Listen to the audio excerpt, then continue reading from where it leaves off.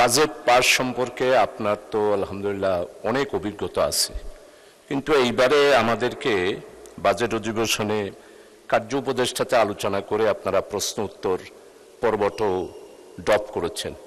আসলে এটা তো আমাদের 300 জন এবং আমাদের সম্মানিত মহিলা এমপিরা যারা নতুন তাদের সবারই একটি অধিকার। আমরা দেখেছি আমাদের সম্মানিত চিফ হুইপ যিনি আছেন ওনারও যথেষ্ট অভিজ্ঞতা আছে। বাজেট অধিবেশনে এইভাবে 71 পেজি ড্রপ করা হয়, গৃহীত নোটিশ ড্রপ করা হয়, কিন্তু প্রশ্নোত্তরটা তো সমস্ত বাজেট অধিবেশনে আমরা মোটামুটি 50% অর্থাৎ বাজেট পাস হওয়ার 10 দিন আগেই বন্ধ করে দেওয়া হয়, এরপরে বাজেট আলোচনা চলে। এটা আমার অভিজ্ঞতা, আমি লাইব্রেরিতে এগুলো দেখেছি। কিন্তু এইবারে বাজেট অধিবেশন হলো, বাজেট পেশ হলো, আমরা আসলাম 14 তারিখ, দেখলাম যে প্রশ্ন উত্তর ড্রপ করা হয়েছে। এই জন্য এই বিষয়টা আপনার সদয় বিবেচনার জন্য আপনার কাছে আমি রাখলাম।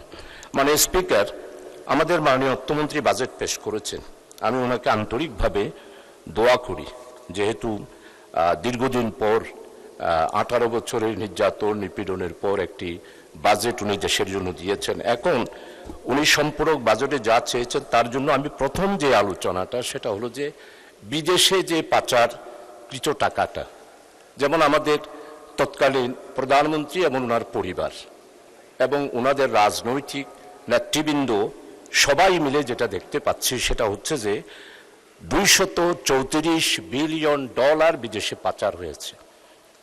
এরপরে আর অন্যদিকে দেখতে পাচ্ছি রপ্তানি, আমদানি এত বেশি পরিমাণ আমরা আমদানির দিকে ঝুঁকে পড়েছি।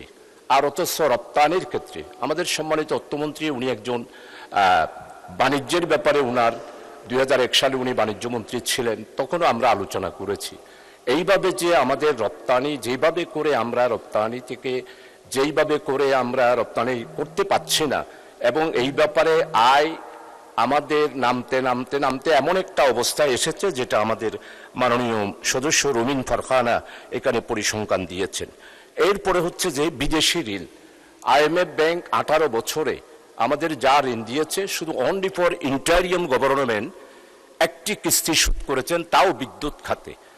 আর এই আমাদের নতুন সরকার, গণতান্ত্রিক সরকার এসেছেন মাত্র সময়, এখন 3 মাস পেয়েছেন, এরপরে বাজেটটা দিয়েছেন, কিন্তু উনার এই ব্যয়ের ব্যাপারে সম্পূরক বাজেটে উনি যেটা চেয়েছেন, এখন নতুন করে আমরা IMF ব্যাংকে নতুন শর্ত দিয়ে যদি ঋণ আনতে হয় তাহলে আর 1 মিনিটে কনক্লুড করেন তাহলে।